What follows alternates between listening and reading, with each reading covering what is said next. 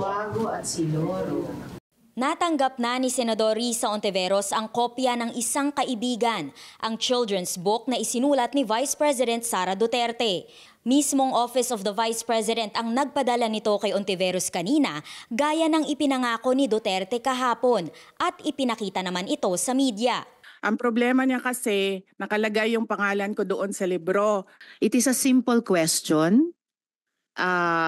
Paulit-ulit na this is politicizing.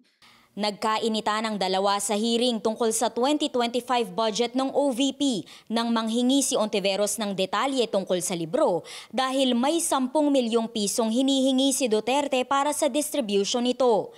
Ang libro ay tungkol kay Quago, isang ibong mayaman sa pagkain at sa kaibigan, pero nawala ang lahat sa kanya dahil sa isang bagyo. To the rescue naman ang kaibigan niyang si Loro, na kumupkop sa kanya at tinulungan siyang bumuo muli ng isang pugad. May author page din, tanong ni Hontiveros. Ang punto lang kasi, textbook ba yan?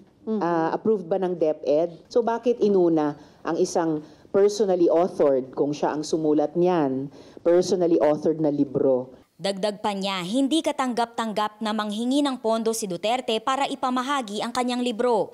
Ipapanukala raw ni Hontiveros na ilipat na lang ang pera sa ibang programa ng gobyerno. I think in principle, improper request yan. Dahil kung meron kang sinulat na libro, kung ikaw ang sumulat niyan, hindi dapat gamitan ng government funds at taxpayers' money para ipamudmod. Pumunta siya sa Davao, humingi siya ng tulong.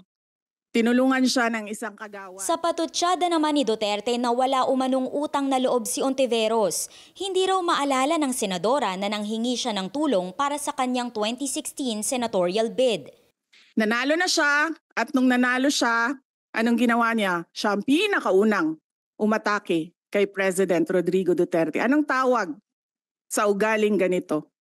Anyway, sinabi ni VP Sara, hindi naman niya ako tinulungan. So, ano yung isinusumbat niya? Sa isang statement, sinabi ni Senate Finance Committee Chairperson Grace Poe na normal lang ang debate kapag tinatalakay ang budget, pero sana raw hindi lumayo sa tunay na issue. Dagdag niya, ginagawa lang ni Hontiveros ang tungkulin ng bawat senador na busisiin ang budget. Ayaw nang makisawsaw ni Senate President Cheese Escudero sa bangayang Duterte at Hontiveros. Pero may advice siya sa mga opisyal ng gobyerno na pumupunta dito sa Senado para sa mga budget hearing.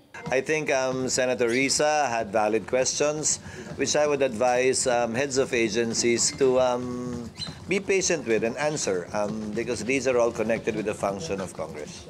Para sa impormasyong napapanahon at on demand, Amor Santos, Newswatch Plus.